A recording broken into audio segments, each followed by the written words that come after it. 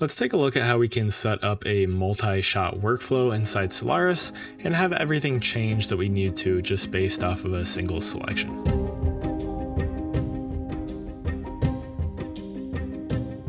So let's go ahead and dive in here. I'm just going to set up a basic scene. I'm going to set up a SOP create and dive inside. I'm going to drop down a few different things here just to give us some geometry in here so that we can recognize kind of what is changing in our scene. I'm going to drop down a grid. I'm going to drop down a sphere. And I'm going to drop down a box. And I'm also going to do a match size on these. I'll set this to be men. And I'm going to set this to be men on the box as well. I'm also going to drop down a merge. And I can wire these in. And I'm going to just jump back to the box here. And I'm going to move this kind of over. Actually, we're going to need to set this to be none for that as well. And none on the Z. Let's come back here and let's move this just kind of over. All right, so now let's drop down a name node. I'm going to set this to be /geo /ground. Make a couple of these here just so that we can separate these out and assign different materials to them. So let's make this one sphere, and then let's make this last one box. Now I can jump up into our network here. I'm going to drop down a material library. I'm going to make a couple different materials in here. So do common material builder.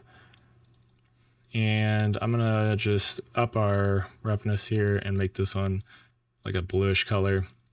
I'm going to make a copy of this, make this one something different, something to differentiate between the two. And then I'll drop down one more down, dive inside, and we'll call this one, or we'll make this one a little bit more rough as well. Now let's call this one just like gray. Let's call this one blue, and this last one pink. Now I'm going to set up some cameras here. So we're basically just setting up our scene here so that we can create some different shots. I'm going to unpin our camera here. I'm going to move to the side, create a different camera angle. I'm also going to just make an environment light here for us. And let's maybe come in here and let's start to assign these materials. Actually, let's drop down a Karma render settings first. And then I'm going to just drag this render wrap down. And let's drop down a material linker. And in our materials here, I'm going to go ahead and assign this gray material to our box and our ground. So I'll drag those into there. And then I'm going to assign this blue material to our sphere. And then I'm going to make a copy of this material linker. And instead of this sphere being blue, I'm going to make it this pink. And this is where the shots will start to come in. So we're going to make different streams for each shot, whatever we want to change in our different shot.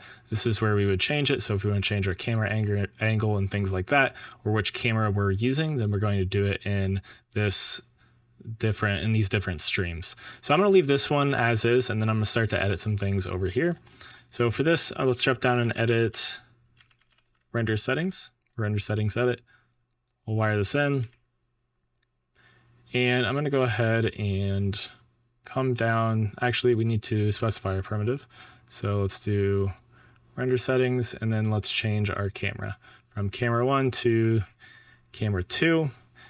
And that's all that we really need to do. If we wanted to, maybe we wanted to change, our sampling settings. If we wanted to have this as like our, like play blast settings or something like that, we could do that in here if we wanted to. I'm going to leave it as is, and I'm going to drop down a configure layer node. I'm actually going to put this on both streams. I'm going to drop down 2 of these, and I'm just going to set the start and the end time for these. So for this, let's just delete the channel there for the end, and let's leave that at 240. And for the second one, we have to enable both of these, and let's set this to be like 120. So in order for these to actually work and for this to automatically update our frame range, we have to set these to be both the start and the end time being active. So now I'm going to drop down a switch node, wire this in here. And you can see if I switch to this first one, you can see we have this blue sphere being active here. And if I change to the second one, you see that we have that being active as well. So we can use this to change between our different shots, but as you see, our frame range doesn't change on our timeline here. So in order for this to work, we need to come down to this little button down here at the bottom left of our viewport, and we click that, and you can see that that is going to automatically change our frame range to what we have set with that configure layer. And this, if you hover over this, it says stage frame range drives playbar frame range. And if I go ahead and change this input back to the first one, you can see that it brings us back to 240 frames. If I look at our render ROP now, you can see that if I set this to render specific frame range, this is going to go ahead and update based upon whatever we have selected. So if I change this switch back to 0, you can see that that's going to set that back to be 240 frames. Now I can go ahead in here and I can come to our render ROP and click in play monitor. Let's set this back to current frame range. And since we have this on this first input now, if I go ahead and select render to in play, give this a second to render up, you can see that we get our blue sphere being rendered. If I go ahead and come back to our switch, set this to our second input, and come back to our render up here, click render to in play again, you can see that it's going to render out from a different angle since we set a different camera, as well as our different materials selected. So we can use that to drive, how our render settings are being made. But there's one thing that we still want to do is to make sure that this kind of all drives, in an easier to read manner. And there's a really easy way to do that, and that is going to be with this. Come up to the edit settings and then context options. That's going to allow us to use this context options editor. So I can come in here and I can click this plus icon and I can do an integer menu, and I can come in here and I can rename this to like our shot. If I go ahead and click this edit, you see that that's going to bring this up. I just go ahead and redo that. You can see that our internal name, if I go ahead and just change this here, it's going to update all of this. So we can call this shot, and then we can call this one, let's do shot, actually let's do like 010, and then we could do like 020, and then we leave these as is. And we could add as many shots as we want to, so if you wanted to add another one, we could add in another one there. And that's all we need to do for this. We can come back in here. Actually, if we want to change the shot, we can do this through the context options. Just bring that menu back up. We can change this to 20. Actually, let's come in here and just delete that back out. And we can change this back to 1 or 2. And then if I don't want to have this pulled up in this floating window, I can come in here to this new pane tab type, come down to Solaris, and then we can come to context options editor. And that just gives us this here as well. Now, this context options editor is actually really, really powerful, and you can do a lot of different things with it. You can set up a bunch of settings in here and just change them through these menus if you want. And then we can reference them inside of our actual nodes. So if I come in here to our switch and I type in @shot, you can see that this is going to go ahead and update, or it should update what we have set. Giving us an error, shot not found. So that's going to be the internal name.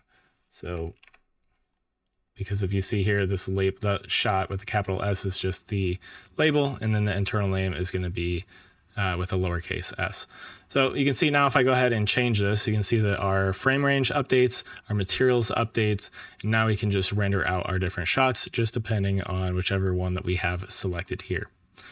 And like I said, you can go about creating as many of these different, menus or whatever it is you want, and then you can wire them into, using the different things here. So you could set different frame range menus if you wanted to, or whatever you wanted to do. You could set a frame range through there if you like, and change it all through this context options editor. It's kind of like a controls null. It's just a little bit different inside of Solaris, and allows you to kind of control everything all in one place. Super, super powerful, and I highly recommend you take a look at it and see how you can use this to implement this into your workflow and really make it a little bit easier on yourself in the future.